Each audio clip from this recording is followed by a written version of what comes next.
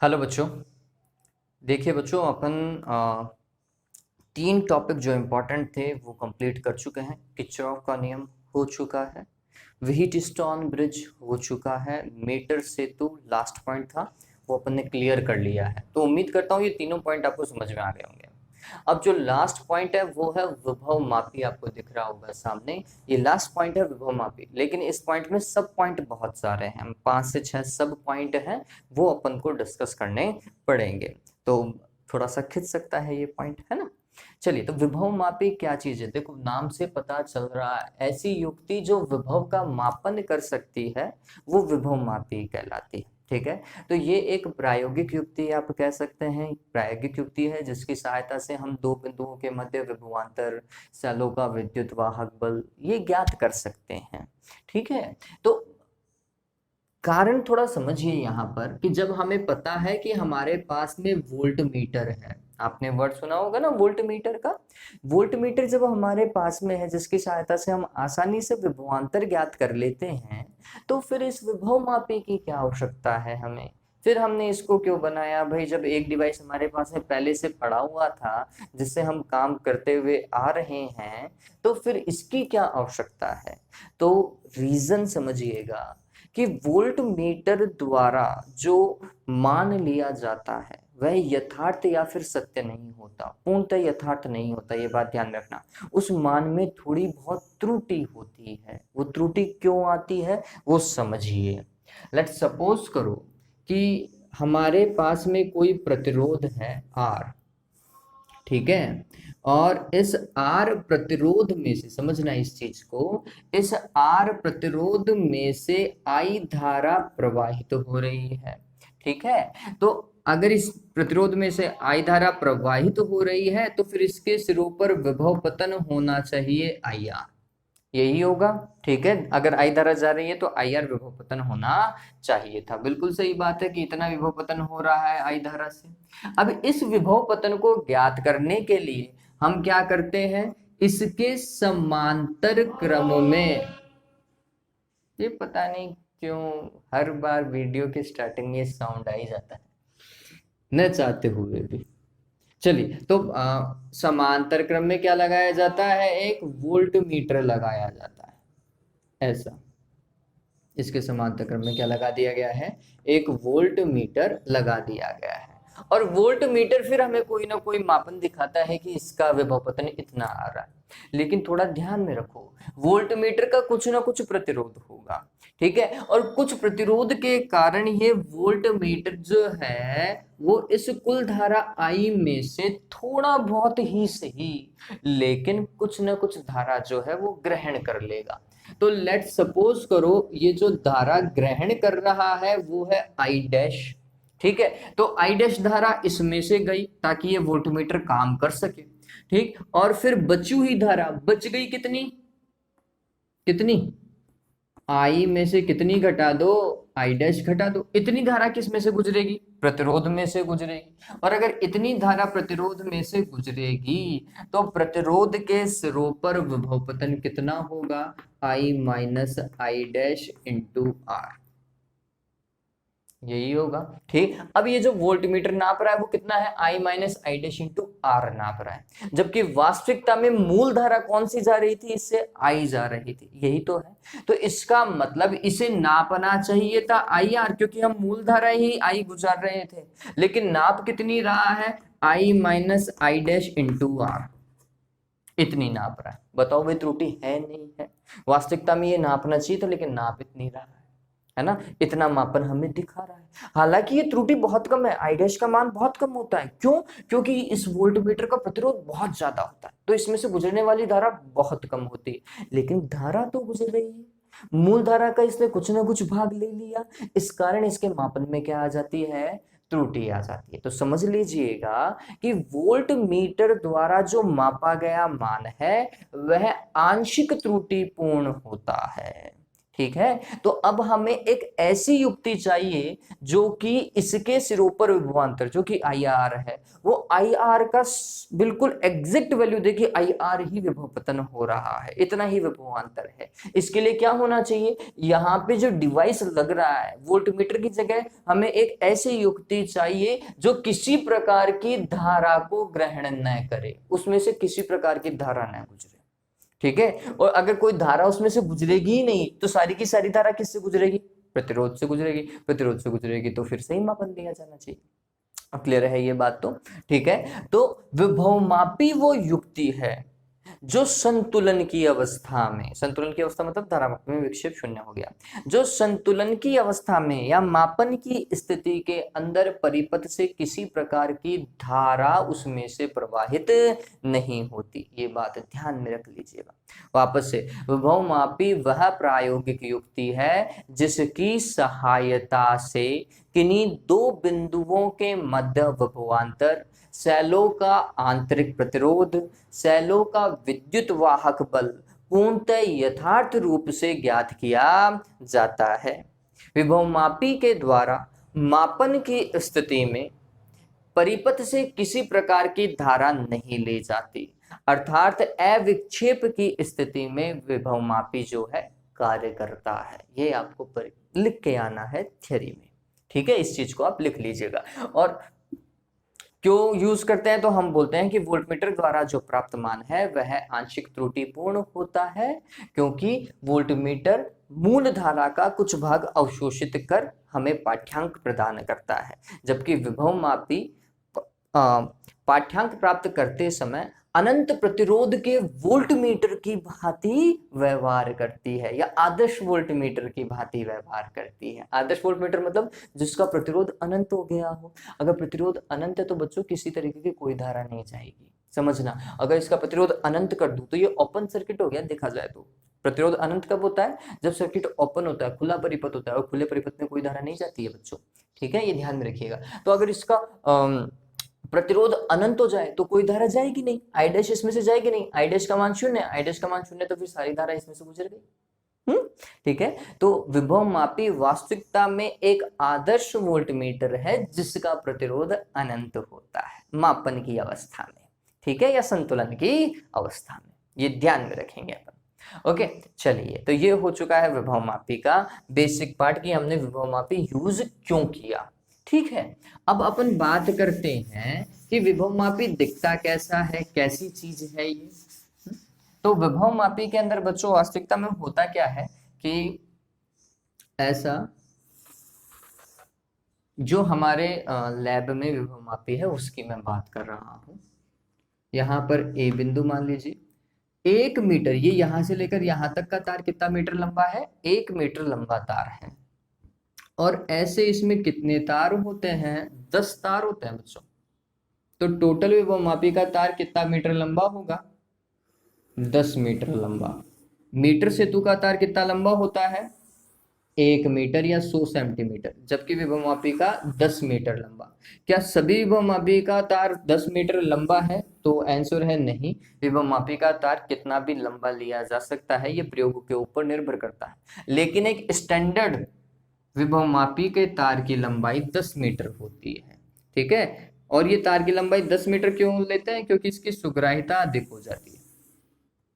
कितने तार हो गए, 1 2 3 4 5 6 7 8 9 10 हो गया भाई।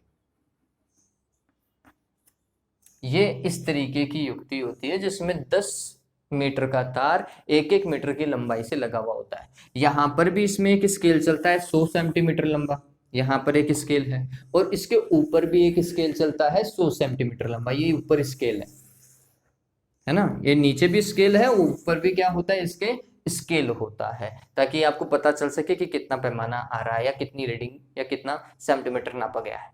फिर ये पूरी की पूरी चीज जो है वो एक लकड़ी के फंटे के ऊपर होती है ना, एक लकड़ी का स्लैब होता है जिसके ऊपर ये तार क्या होता है, व्यवस्थित होता है, और कुछ नहीं होता।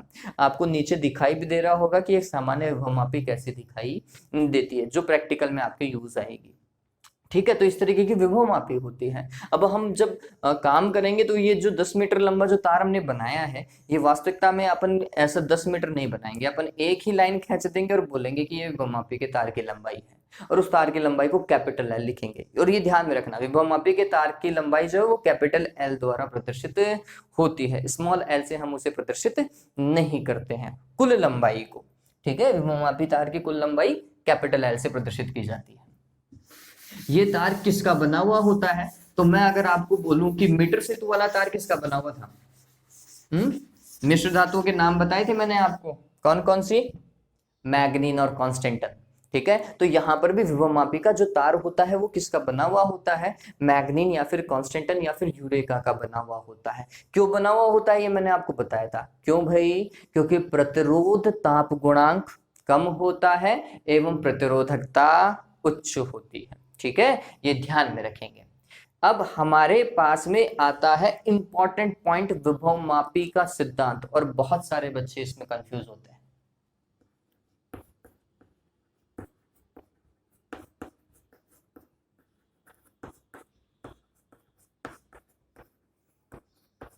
प्रिंसिपल ऑफ पोटेंशियोमीटर, विभव मापी को अंग्रेजी में क्या बोलते हैं? पोटेंशियोमीटर बोलते हैं। तो विभव मापी का सिद्धांत हम पढ़ने वाले हैं। अब ये समझिए, विभव मापी के अंदर दो सर्किट चलते हैं, मतलब दो परिपथ चलते हैं। पहला परिपथ कौन सा है? तो यहां पर समझना, ये ए और ये वाला बिंदु अपन ने क्या मान लिया? बी मान लिया। ठीक है, ए और बी मैंने आपको बताया था, ऊपर वाला ए था, नीचे वाला बी बिंदु मानते थे। तो ऐसे ही ये 10 मीटर लंबा तार मान लो। हालांकि अपन प्रैक्टिकल में इसको कितनी लंबाई लिखेंगे? इसकी कैपिटल एल लिखेंगे। तो ये 10 मीटर लंबा या कैपिटल एल मीटर लंबा विभव मापी का तार है। इसके ए सिरे को बैटरी के धन टर्मिनल से, तो ये उच्च विभव बिंदु हो गया है ना, बैटरी के धन टर्मिनल से, और ऋण टर्मिनल जो है वो कुंजी से, और कुंजी जुड़ी हुई होती है बच्चों धारा नियंत्रक से। ठीक है, ये इसका प्राथमिक परिपथ है। कौन सा परिपथ है ये? इसका प्राथमिक परिपथ। ऊपर वाले परिपथ को क्या बोलते हैं? प्राथमिक परिपथ बोलते हैं। विद्युत वाहक बल पहला सर्किट था, प्राइमरी प्राथमिक सर्किट है। प्राथमिक सर्किट को अंग्रेजी में बोलते हैं प्राइमरी सर्किट। ठीक है, इसलिए ईपी विद्युत वाहक बल, फिर कुंजी यहां पर आप के लिख दीजिए, और यहां पर धारा नियंत्रक हो जाएगा आर एच। चलो, सब्जी किसी को खरीदनी है तो खरीद लो। ठीक है, ओके। अब अगर ये कुंजी ऑन है, मतलब बंद परिपथ है, तो इसमें से क्या बहनी चाहिए? धारा बहनी चाहिए, और इसमें से धारा बहती है। लेट्स सपोज करो आई धारा प्रवाहित इसमें से हो रही, तो ये मैंने गलत दिशा बता दी, सॉरी। धारा कैसे बहती है? उच्च विभव से निम्न विभव की ओर, तो ऐसे जाएगी ये धारा। ठीक है, ये ऐसे है धारा यू। ठीक, तो धारा ऐसे जा रही है। ये इसका कौन सा सर्किट है? प्राथमिक सर्किट। तो आप जब थ्योरी में लिखेंगे तो थ्योरी में क्या लिखेंगे? प्राथमिक सर्किट में या विभव मापी के प्राथमिक सर्किट में या प्राथमिक परिपथ में विभव मापी तार AB को बैटरी EP कुंजी के व धारा नियंत्रक RH से जोड़ दिया जाता है। ठीक है, अब इसका द्वितीय सर्किट कौन सा होगा? जो चीज आपको ज्ञात करनी है ना, जैसे अगर आपको दो बिंदुओं के मध्य विभवांतर ज्ञात करना है, तो वो जो दो बिंदु हैं परिपथ के, वो द्वितीय सर्किट के अंदर आने चाहिए। आपको किसी सेल का विद्युत वाहक बल ज्ञात करना है, तो वो फिर द्वितीय सर्किट में आना चाहिए। तो अपन सिंपली किसी सेल का विद्युत वाहक बल ज्ञात कर रहे हैं, और हमने बोला कि उस सेल का विद्युत वाहक बल था E, और ये E हमें ज्ञात करना है कि ये है कितना। तो उसे द्वितीयक परिपथ में आपको क्या करना पड़ेगा? कनेक्ट करना पड़ेगा। तो उस सेल का उच्च विभव ए बिंदु से, क्यों? क्योंकि ए बिंदु ही उच्च विभव वाला बिंदु था। ठीक है, और उसका निम्न विभव जो है वो धारा मापी से जोड़ दिया जाता है। किससे जोड़ा जाता है? धारा मापी गैल्वेनोमीटर से जोड़ दिया जाता है। अविक्षेप की अवस्था, इसलिए मतलब गैल्वेनोमीटर तो यूज होगा ही होगा। और फिर गैल्वेनोमीटर का दूसरा सिरा किससे जुड़ा हुआ होता है? विसर्पी कुंजी या जोकी जे से जुड़ा हुआ होता है। ठीक है ये बात। चलिए अब समझ लीजिए थोड़ा सा काम। यहां पर विभवमापी कैसे काम करता है वो समझिए। विभवमापी में क्या होता है, जब प्रारंभिक सर्किट, समझदार प्रारंभिक सर्किट की बात करते हैं, इसमें से धारा आई जा रही है, तो इस सेल का जो विद्युत वाहक बल है वो इस विभवमापी तार AB पर समान रूप से वितरित हो जाता है। वापस से समझना, इसका विद्युत वाहक बल समान रूप से किस पर फैल जाएगा, AB तार पर फैल जाएगा। इसका मतलब क्या हुआ, तो लेट्स सपोज करो, एक एग्जांपल से मैं आपको ये चीज समझाता हूं कि इसका विद्युत वाहक बल मान लीजिए 20 वोल्ट है।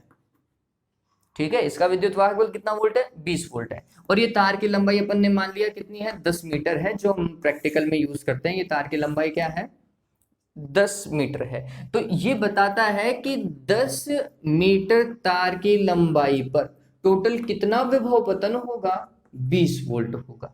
ठीक है, 10 मीटर तार की लंबाई पर कितना विभव पतन, 20 वोल्ट। तो 1 मीटर तार की लंबाई पर कितना विभव पतन होगा, तो 20 में भाग लगा दीजिए 10 का, कितना आएगा, 2 वोल्ट। 2 वोल्ट 1 मीटर पर विभव पतन होगा। इसका मतलब समझना, अगर ये विभवमापी वाला तार AB है, ये A और ये B है, ठीक है, तो यहां पर A बिंदु, अब ये 10 मीटर लंबा है ना, तो आप इसको बांटो, 1 2 3 4 5, और मेरा तो कंप्लीट नहीं होगा, 6 7 8 9 और लास्ट वाला 10 मान लो। ठीक है, अब अगर मैं पूछूं आपसे कि यहां से ए बिंदु से लेकर ये 2 मीटर तक के बिंदु पर कितना विभव पतन होगा, इस एग्जांपल को लेते हुए, तो आप बोलेंगे कि सर 1 मीटर पर विभव पतन था 2 वोल्ट। तो ये कितना मीटर हो गया, ए से लेकर 2 का 2 मीटर, तो 2 मीटर पे कितना विभव पतन हो जाएगा,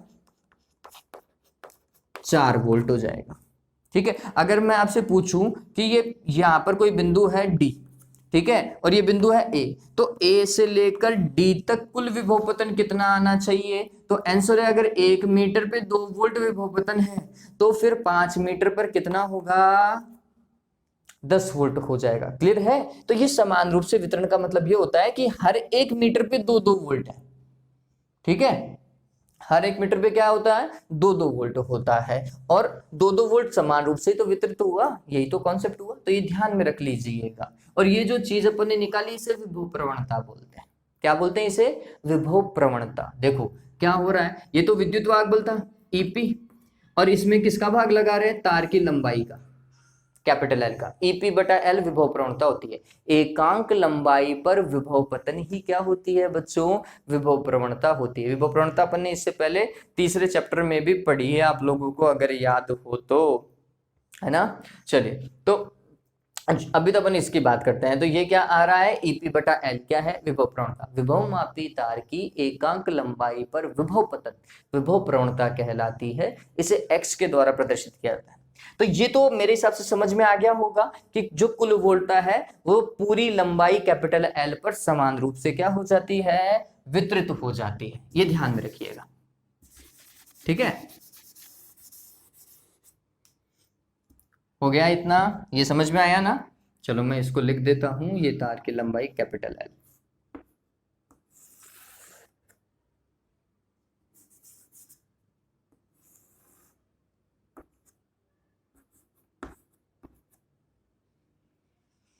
ठीक है, चलिए, अब ये तार की लंबाई कैपिटल L आ गई। अब अपन सेकंड सर्किट की बात करते हैं, द्वितीयक परिपथ इसे बोलते हैं। इस वाला, ये जो नीचे वाला परिपथ है, ये कौन सा परिपथ है, द्वितीयक परिपथ। और ये द्वितीयक परिपथ ही हर बार चेंज होगा। जो चीज आपको निकालनी है वो अगर अलग अलग होगी तो द्वितीयक परिपथ हर बार चेंज होता जाएगा। प्राथमिक परिपथ में कोई अंतर नहीं होता। ठीक है, अब द्वितीयक परिपथ में क्या हुआ वो समझिए। ये पता चल गया ना, इसी एग्जांपल को ध्यान में रखिएगा कि 1 मीटर पे 2 वोल्ट है। एग्जाम्पल से मैं आपको समझा दूंगा, फिर उसके बाद में इसका डेरिवेशन कर लेंगे। अब क्या हो रहा है बच्चों, यहां पर कोई सेल लगा हुआ है। लेट्स सपोज करो, है ना, लेट्स सपोज करो कि इस सेल का विद्युत वाहक बल था 4 वोल्ट। कितना वोल्ट है, 4 वोल्ट। और ये बात हमेशा ध्यान में रखना, जितना इसका विद्युत वाहक बल होता है उससे कम होना चाहिए इसका विद्युत वाहक बल। मतलब अगर ये 20 वोल्ट की बैटरी है तो फिर इसका मान कभी भी 20 वोल्ट से ज्यादा नहीं होता। ये उतना ही मापन कर पाएगी जिस वोल्टता कम हो, है ना, उस प्राथमिक सर्किट से जो बैटरी लगी हुई है उसकी वोल्टेज से कम होना चाहिए, तो 4 वोल्ट तो कम ही होता है। ओके, अब क्या होगा, अपन क्या लेंगे, ये जॉकी लेंगे और जॉकी को मतलब विसर्पी कुंजी को ए पर टच करेंगे एक बार और बी पर टच करेंगे। आपको सर्किट देखना है कि संयोजन सही है या फिर गलत है। तो आपने क्या किया, एक बार इस जॉकी को विसर्पी कुंजी को ए के निकट स्पर्श कराया, निकट स्पर्श कराया तो विक्षेप लेट सपोज करो इस तरफ आ रहा है, ठीक है। फिर इसको उठा करके इस तरफ लेकर गए और विक्षेप इस तरफ आ गया। अगर विक्षेप की दिशा विपरीत आ रही है तो हमारा परिपथ बिल्कुल सही है, और अगर विपरीत नहीं आ रही है, एक ही दिशा में आ रही है, तो फिर इसका पहला कारण मैंने आपको क्या बताया था, ये जो पेच कसे हुए हैं, ये जो तार लगाए हैं आपने जोड़े हैं, ये आपने सही नहीं जोड़े हैं, इनको कसा नहीं है। तो आपको क्या करना पड़ेगा, चीजों को तरीके से कसना पड़ेगा, ठीक है। ये बात तो पहला।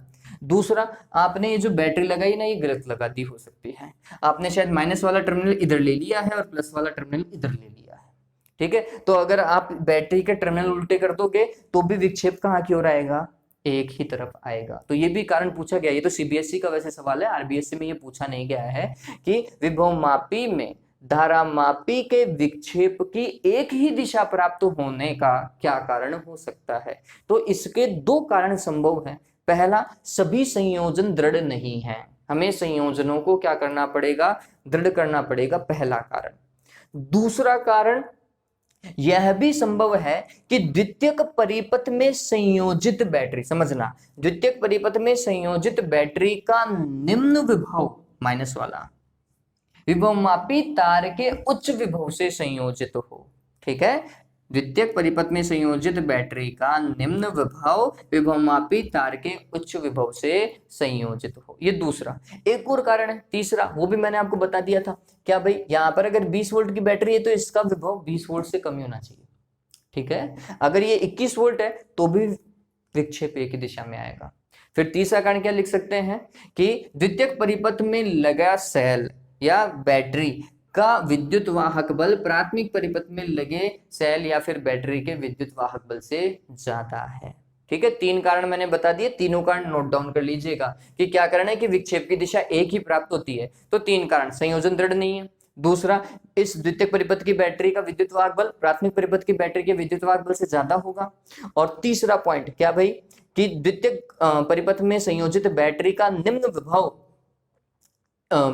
विभवमापी तार के उच्च विभव से संयोजित हो, ठीक है। ये 3 पॉइंट आपको ध्यान में रखने पड़ेंगे। अब चलिए अब काम करते हैं। तो हमने देखा कि विपरीत दिशा में आ रहा है, चलो संयोजन सही है। अब हम क्या कर रहे हैं, जॉकी से इस विभवमापी तार पर ऐसा ऐसा टच करते जा रहे हैं, एक एक ऐसे टच करते जा रहे हैं। उससे क्या होगा, जैसे जैसे हम टच करते जाएंगे इसमें विक्षेप आएगा, और हमें विक्षेप कैसा देखना है, 0, क्योंकि विक्षेप अगर 0 होगा तभी तो परिपथ में कोई धारा प्रवाहित नहीं होगी। क्लियर है ये बात, तो परिपथ में उस स्थिति में किसी प्रकार की कोई धारा प्रवाहित नहीं होगी, ये ध्यान में रखना, ठीक है। तो हमने बोला कि हम इस जॉकी को या विसर्पी कुंजी को विभवमापी तार के विभिन्न बिंदुओं पर स्पर्श कराकर देखते हैं तथा वह बिंदु प्राप्त करते हैं जहां गैल्वेनोमीटर अर्थात धारामापी में विक्षेप कितना आ जाता है, 0 आ जाता है, ठीक है। लेट सपोज करो यह सी बिंदु पर हमें क्या प्राप्त होता है, विक्षेप 0 प्राप्त होता है। तो फिर आपको क्या करना है, अगर ये विक्षेप 0 प्राप्त हुआ तो इस स्थिति में तुलना करके हम इसका विद्युत वाहक बल ज्ञात कर सकते हैं। अब तुलना कैसे करेंगे वो समझिए, तो समझना इस चीज को, इसका विद्युत वाहक बल E, ये विद्युत वाहक बल ए से लेकर सी तक के विभवांतर के बराबर होगा, है ना। ए और सी के मध्य में जितना विभवांतर आया उसके बराबर है, तभी जाकर के धारामापी में क्या है बच्चों, 0 विक्षेप आ रहा है। तो हम बोलेंगे कि इसका विद्युत वाहक बल एसी के मध्य विभवांतर के बराबर होगा। एसी के मध्य विभवांतर कैसे ज्ञात करेंगे, तो बहुत सिंपल सा था, आपने एकांक लंबाई पर विभव पतन ज्ञात किया था, अभी 2 वोल्ट निकाला था, नहीं निकाला था, याद आ रहा है वो, एकांक लंबाई पर विभव पतन क्या कहते हैं उसे, एक्स बोलते हैं, विभव प्रवणता क्या बोलते हैं उसे, विभव प्रवणता। वो कितनी आ रही थी, 2 वोल्ट आई, ठीक है। फिर आपने क्या किया, इसको नापा ए से लेकर सी तक को, आपको नापने पर ये पता चला कि इसकी लंबाई कितनी आ रही है, 2 मीटर आ रही है, कितनी आ रही है? 2 मीटर आई। 2 मीटर आई तो फिर क्या हुआ बच्चों? एकांक लंबाई पर विभवपतन 2 वोल्ट, तो 2 मीटर लंबाई पर विभवपतन कितना हो जाएगा? 4 वोल्ट होगा, नहीं होगा? बताओ भाई बराबर आया नहीं आया इसके? इस तरीके से लेट सपोज करो अगर यहाँ पे 6 वोल्ट की बैटरी लगी हुई होती तो फिर क्या ये 2 मीटर पे संतुलित हो पाता? नहीं बच्चों, फिर ये कितने पे आता? 3 मीटर पे जाता। ठीक है, फिर ये 3 मीटर पे जाता, फिर 6 वोल्ट आता 4 की जगह। ठीक है, तो ये डिपेंड करता है कि इसका विद्युत वाहक बल कितना है। अगर इसका विद्युत वाहक बल कम है तो ये पास में ही संतुलित तो कर देगा, जीरो कर देगा विक्षेप। अगर इसका विद्युत वाहक बल ज्यादा है तो फिर ये आगे की ओर खिसक जाएगा। ठीक है, ये ध्यान में रखिएगा। इस तरीके से तुलना करके हम क्या ज्ञात कर सकते हैं? आसानी से किसी भी दो बिंदुओं के मध्य विभवांतर या फिर विद्युत वाहक बल ज्ञात कर सकते हैं। ठीक है, तो इसका सिद्धांत क्या हुआ? विभव मापी के सिद्धांत के अंदर आपको स्टार्टिंग कहां से करनी है? तो हम बोलते हैं कि जब विभव मापी तार को किसी ईपी सेल से संयोजित किया जाता है प्राथमिक परिपथ में, तो प्राथमिक परिपथ में संयोजित सेल का विद्युत वाहक बल, समझ लीजिए इस लाइन को, प्राथमिक परिपथ में संयोजित सेल का विद्युत वाहक बल विभव मापी तार AB की संपूर्ण लंबाई पर समान रूप से वितरित हो जाता है। इस स्थिति में या फिर संतुलन की अवस्था में द्वितीयक परिपथ में लगे सेल का विद्युत वाहक बल, और द्वितीयक परिपथ में लगे सेल का विद्युत वाहक बल मतलब अज्ञात विद्युत वाहक बल, ठीक है, की तुलना ज्ञात विद्युत वाहक बल से की जाती है। यही किसका सिद्धांत है? विभव मापी का सिद्धांत है। ध्यान में रख लीजिए। ठीक है, मैं लिख देता हूं अब इस चीज को।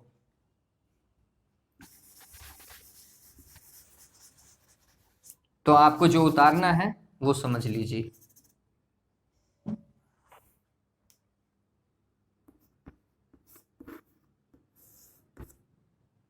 ये L लंबाई पे संतुलित हो रहा है। तो विभव मापी का सिद्धांत क्या लिखना है?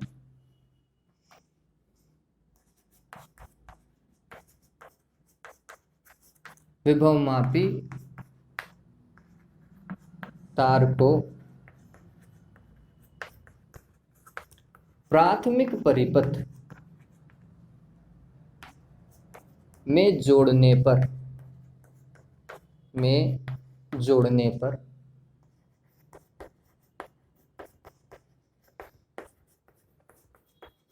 प्राथमिक परिपथ में संयोजित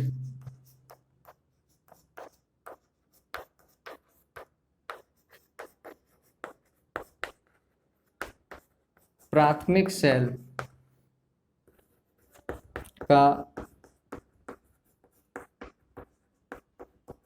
विद्युत वाहक बल विभव मापी तार पर समान रूप से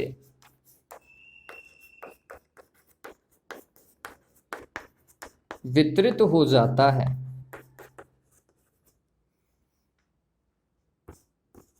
अतः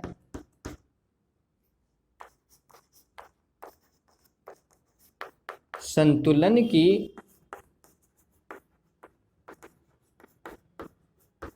अवस्था में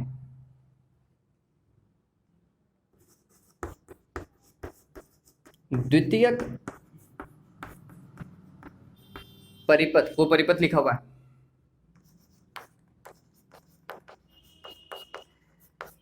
में संयोजित सेल, ये लाइन ज्यादा हो जाएगी, इसको ऐसा कर लो, संतुलन की अवस्था में, सारा काम तो द्वितीयक परिपथ में होगा तो आप इसे ऐसा लिख सकते हैं, संतुलन की अवस्था में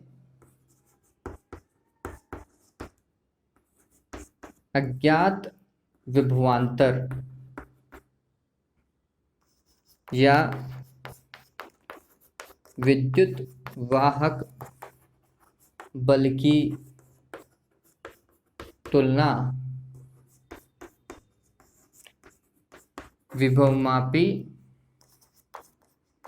तार पर संतुलित लंबाई प्राप्त कर ज्ञात विभवांतर से की जाती है।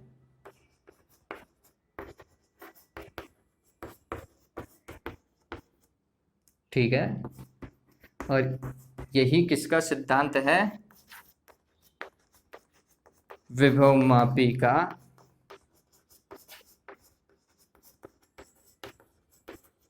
सिद्धांत है। ये ध्यान में रखो, थ्योरी में ये लाइन आपको बहुत काम आएगी। बहुत सारे बच्चे जो हैं वो बोलते रहते हैं कि सर विभवमापी का सिद्धांत याद नहीं हो रहा, याद नहीं हो रहा, याद नहीं हो रहा। तो ये ध्यान में रखो कि अज्ञात विभवांतर या विद्युत वाहक बल की तुलना विभवमापी तार पर प्राप्त संतुलित लंबाई के ज्ञात विभवांतर से की जाती है। ठीक है, अज्ञात विभवांतर या फिर विद्युत वाहक बल की तुलना विभवमापी तार पर प्राप्त संतुलित लंबाई पर विभवांतर से की जाती है। ये ध्यान में रखिए। ठीक है, तो ये चीज ध्यान में रखोगे तो ऑटोमेटिकली काम हो जाएगा। अब इसका जो छोटा सा डेरिवेशन है वो ध्यान में रखें। तो ये उतार लीजिए बच्चों, उम्मीद करता हूं आप उतार लेंगे। अब देखिए काम किस तरीके से करना है। अब इसका जो डेरिवेशन है वो समझिए। तो सबसे पहला पॉइंट आता है यहाँ पर विभव प्रवणता, और विभवमापी के केस में विभव प्रवणता बहुत ज्यादा इंपॉर्टेंट है बच्चों, है ना। ये मैंने आपको अभी थोड़ी देर पहले विभव प्रवणता x बताई थी, एकांक लंबाई पर विभव पतन। ठीक है, तो यहां पर लिखने का तरीका समझ लीजिए। माना प्राथमिक सेल का विद्युत वाहक बल EP है तथा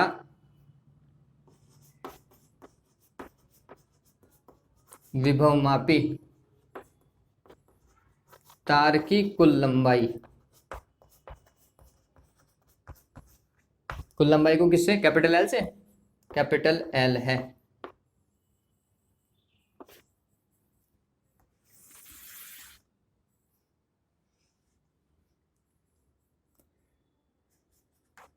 EP विद्युत वाहक बल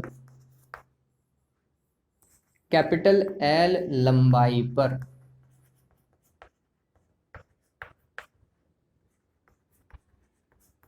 समान रूप से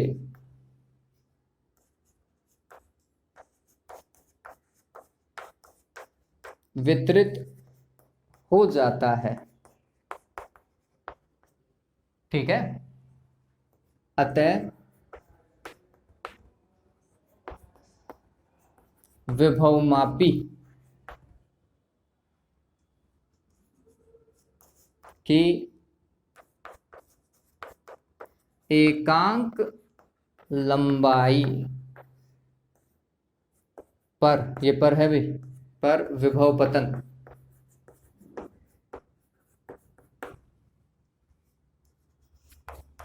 को विभव प्रवणता, विभवमापी की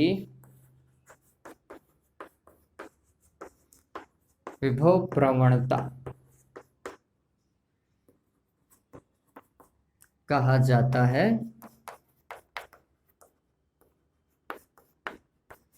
जिसे x द्वारा प्रदर्शित करते हैं।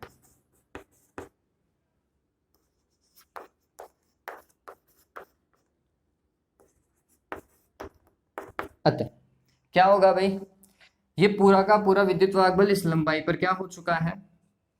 वितरित हो चुका है। तो मैंने आपको क्या बताया वो ध्यान में रखना कि 10 मीटर पर कितना विभव पतन? 20 वोल्ट। तो 1 मीटर पे कितना विभव पतन? 20 में 10 का भाग लगा दिया, और कितना यहाँ 2 वोल्ट। तो आप क्या कर रहे थे? विद्युत वाहक बल में किसका भाग लगा रहे थे? तार की लंबाई का भाग लगा रहे थे, तब जाके तो 2 वोल्ट आ रहा था। तो फिर x का मान क्या हो गया? तो आपको इस चीज से पता चल गया होगा कि x का फॉर्मूला क्या बनने वाला है। ठीक है, तो यहाँ पे आपको पता चल गया। अतः x बराबर हो चुका है EP बटा कैपिटल एल। बात समझ में आ गई है ये? ठीक है, चलिए। तो यहां से अगर मैं ईपी निकालूं तो मेरे पास में देखा जाए तो ईपी बराबर क्या आ जाएगा, एक्स इंटू कैपिटल एल आएगा, नहीं आएगा? हो गया डन। चलिए, अब इसके बाद में इस पर विभवपतन होगा कितना? तुमने बोला कि इसमें धारा जा रही थी आई, ठीक है, तार की लंबाई है एल, और इस तार का कुछ ना कुछ प्रतिरोध तो होगा, है ना? मैग्नीन या यूरेका या कॉन्स्टेंटिन का कुछ ना कुछ तो प्रतिरोध होगा, ऐसा तो है नहीं कि प्रतिरोध नहीं होगा। तो लेट सपोज करो तार का प्रतिरोध है आर, है ना, कैपिटल आर तार का प्रतिरोध है, और धारा जा रही है आई। तो फिर क्या होगा बच्चों? उसके पास में देखो विभवपतन, तो हमने लिख लिया है, समझ लीजिएगा। यदि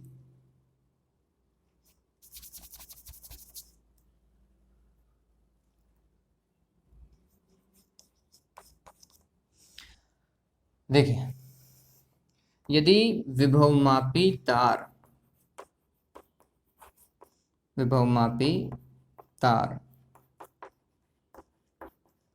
का प्रतिरोध कैपिटल आर हो तथा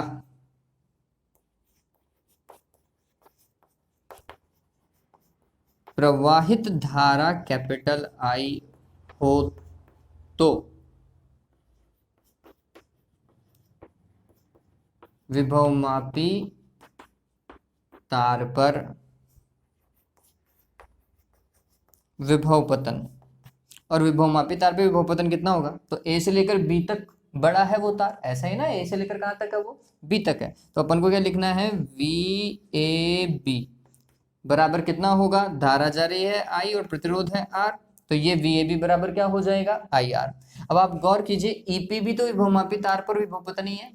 हम ऐसे तो बोल रहे हैं ईपी विद्युत वाहक एल लंबाई पर समान रूप से क्या हो रहा है? वितरित हो जा रहा है। अतः विभवमापी, ओके, विभवमापी तार लिखे यहाँ पर।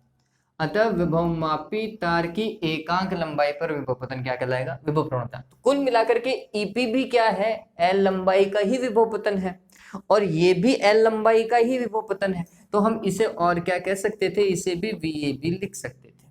ठीक है, ये हमारे पास में समीकरण नंबर 1 और ये हमारे पास में समीकरण नंबर 2। ठीक है, तो हमने क्या किया? समीकरण 1 व 2 से अब यहां पर समझना चालू करें। क्या आएगा बच्चों? समझिए, दोनों को बराबर इक्वेट कर दो। एक्स कैपिटल एल बराबर हो जाएगा आई आर, तो इसका मतलब विभव प्रवणता एक्स बराबर हो जाएगा आई आर बटा एल। आप चाहें तो आर बटा एल को आर एम लिख सकते हैं, ऐसा आर एम बराबर आर बटा एल, लेकिन रहने दो, अभी अपन को तो इसी से ही काम है। तो ये विभव प्रवणता आ गई। विभव प्रवणता का सूत्र ध्यान में रख लीजिएगा, आई आर बटा एल होता है। कैपिटल एल है, स्मॉल एल नहीं है। स्मॉल एल होती है बच्चों संतुलित लंबाई, जबकि कैपिटल एल होती है विभवमापी तार की लंबाई। ठीक है, चलिए, तो एक्स आ चुका है हमारे पास में। ठीक है, अब यहां पर थोड़ा सा समझने लायक बात है, ये एकांक लंबाई पर विभवपतन आ गया है बच्चों। ठीक है, अब अपन कॉन्सेप्ट लगा रहे हैं जो हमें ज्ञात करना है उसका, तो ये उतारो एक बार के लिए। ठीक है, उतार लिया ये? चलिए, पॉज करके उतार लीजिएगा। अब थोड़ा सा समझे। अब हम बोल रहे हैं कि हमने विसर्पी कुंजी को विभिन्न बिंदुओं पर क्या करवाया? स्पर्श करवाया, और स्पर्श कराने पर सी वह बिंदु प्राप्त होता है जब धारामापी में विक्षेप कितना हो जाता है? शून्य हो जाता है। ठीक है, इसे समीकरण नंबर हमें क्या देना है? 3 देना है। तो x तो इस तरीके से ज्ञात किया जाएगा, और अब समझ लीजिए। अब हम क्या बोल रहे हैं? हम बोल रहे हैं विसर्पी कुंजी को, विसर्पी कुंजी J को विभवमापी तार के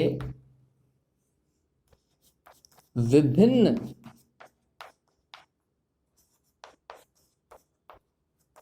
बिंदुओं पर स्पर्श कराने पर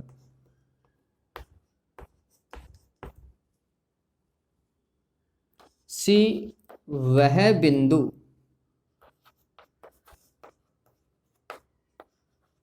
प्राप्त होता है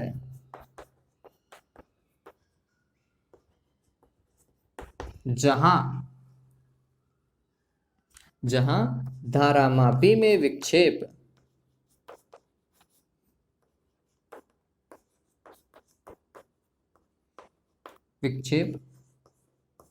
शून्य आता है। ठीक है, इस बिंदु पे धारामापी में विक्षेप कितना आ गया? शून्य आ गया। अतः विभवमापी के सिद्धांत से, किसके सिद्धांत से? विभवमापी के सिद्धांत से। विभवमापी का सिद्धांत क्या था? कि वो जो सेल लगा हुआ है उसका विद्युत वाहक बल जो कि है E, ठीक है ना, अज्ञात विद्युत वाहक बल, मैं यहां पर लिख देता हूं, अज्ञात विद्युत वाहक बल वो किसके बराबर होना चाहिए? विभवमापी के ज्ञात विद्युत वाहक बल के। फिर हम लिखेंगे विभवमापी तार की कौन सी लंबाई? AC लंबाई। तार की AC बराबर L लंबाई पर विभव पतन के। ठीक है, अब अज्ञात विद्युत वाहक बल कितना था? E, और AC लंबाई पर विभव पतन कितना होगा? VAC। VAC कैसे निकालेंगे? तो अपन बोलेंगे कि एकांक लंबाई पर विभव पतन है x, तो L लंबाई पर विभव पतन हो जाएगा XL, तो VAC बराबर क्या है? XL। तो इस तरीके से अज्ञात विद्युत वाहक बल किसके बराबर होगा? XL के बराबर। X तो हमने पहले से ज्ञात कर लिया था और L हम प्रैक्टिकल से ज्ञात कर लेते हैं। इस प्रकार यही क्या है? विभवमापी का सिद्धांत है, आप ऐसा लिख सकते हैं नीचे। वह इस प्रकार अज्ञात विद्युत वाहक बल अथवा विभवांतर को क्या कर लिया जाता है? ज्ञात कर लिया जाता है। उम्मीद करता हूं ये आपको सिद्धांत अब स्टेप बाय स्टेप समझ में आ गया होगा कि क्या काम करना है। आगे जाकर के हम देखेंगे कि x किन किन मानों पर निर्भर करता है, विभवमापी का मानकीकरण और स्वीकार्यता, ये 2 पॉइंट और डिस्कस करेंगे। आज के इस वीडियो में बच्चों इतना ही। मैं आपको सिर्फ इतना कहूंगा, विभवमापी थोड़ा सा कॉम्प्लिकेटेड समझते हैं बच्चे, क्योंकि उसे वो तरीके से रीड आउट नहीं कर पाते कि हमें क्या चीज करनी है क्या नहीं करनी, बहुत सारी चीजें हौच पौच हो जाती है। तो ध्यान में रखो, प्राथमिक परिपथ में कोई परिवर्तन नहीं होता, द्वितीय परिपथ में वो सारी चीजें लगाते हैं जो हमें ज्ञात करनी होती है। विभव प्रवणता इंपॉर्टेंट है, तो विभव प्रवणता के ऊपर आपको कॉन्सेंट्रेट करना है। अगर मैं आपसे पूछूं कि विभव प्रवणता का मात्रक क्या होगा, अगर पूछूं तो क्या आएगा? यहां से भी देख सकते हो x बराबर E बटा L, है ना, और वहां पर क्या लिखा था? x बराबर EP बटा कैपिटल L, ऐसा ही है। ये क्या है? बैटरी है, सेल का विद्युत वाहक बल है, तो वोल्ट में होगा, लंबाई होती है मीटर में, तो वोल्ट प्रति मीटर क्या होता है? विभव प्रवणता का मात्रक होता है। वहां पर भी अपन ने ऐसे ही निकाला था, अगर आप लोगों को याद हो तो, dV बटा dr, ऐसा ही किया था क्या? विभव प्रवणता dV बटा dr किया था, वोल्ट प्रति मीटर। ठीक है, चलिए वो छोड़ो, अभी तो अपन को सिर्फ इसके ऊपर कॉन्सेंट्रेट करना है, x के ऊपर। ठीक, चलिए, तो विभव प्रवणता का मात्रक होता है वोल्ट प्रति मीटर, इस चीज को ध्यान में रख लीजिएगा। आज के लिए इतना ही। उम्मीद करता हूँ विभवमापी आपको उसका बेसिक पार्ट जो है वो क्लियर हो गया होगा। Have a good day, take care.